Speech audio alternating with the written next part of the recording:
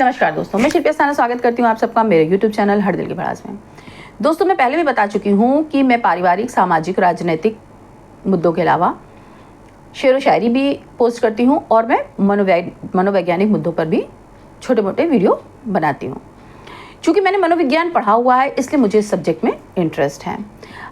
आज जो मैं मुद्दा लेकर के आई हूँ, मेरे कहने का तात्पर्य ये है कि इंसानों ने लड़ाई में उतनी ज़्यादा ज़िंदगियाँ तबाह नहीं हुई हैं जितनी ज़्यादा ज़िंदगियाँ प्रेम में तबाह हुई हैं। जी हाँ, प्रेम लड़ाई कुछ समय के लिए होती है। लड़ाई में आप लड़े, आप जीते या हारे, उसके बाद वो लड़ाई ख़त्म हो जाती है। लेकिन अगर आपने किसी एक नॉन डिज़र्विंग बंदे से प्रेम कर लिया तो वो आपकी पूरी ज़िंदगी बर्बाद कर देता है, पूरी ज़िंदगी तहस नहस हो जाती है, वो इंसान पूरी तरह से बर्बाद हो जाता है। इसी सिलसिले में एक मनोविज्ञान में एक टर्म आती है, स्टॉकहोम सिंड्रोम। स्टॉकहोम सिंड्रोम की शुरुआत 1973 में स्वीडन में हुई थी, जब ये चीज़ प्रकाश में आई कि अरे भाई ऐसा भी हो सकता है।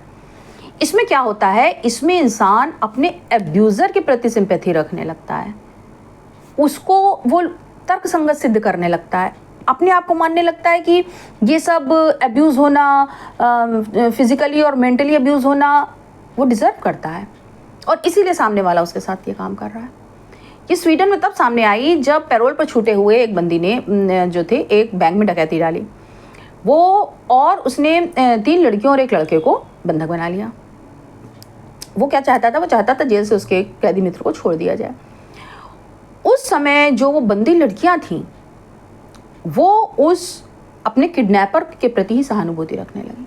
ऐसे बहुत सारे केस स्टडीज़ हम लोगों ने मनोविज्ञान में पढ़े हैं कि ऐसी एक लड़की थी जिसे एक किडनैपर ने किडनैप कर लिया और उसे लेकर के अपने घर गया, अपने घर रखा रहा, उसे फिजिकली मेंटली बुरी तरह टॉर्चर करता था, उसके संग दुष्कर्म करता था और धीरे धीरे लड़की उसके प्रेम में पड़ गई। उसे ये लगने लगा कि ये मेरा बहुत अच्छा मित्र है, ये मेरा पार्टनर है। उसे बहुत बार मौके मिले वहाँ से भागने के, वो नहीं भागी। जब उसकी बीवी को ये लगने लगा, क्रिमिनल की बीवी को ये लगने लगा कि अरे ये तो मतलब मेरे घर में डेरे डाल के बैठ जाएगी, तो उसने अपने पति के खिलाफ पुलिस में FIR कराई। लेकिन उस लड़की ने उस आदमी के खिलाफ कोई भी गवाही नहीं दी।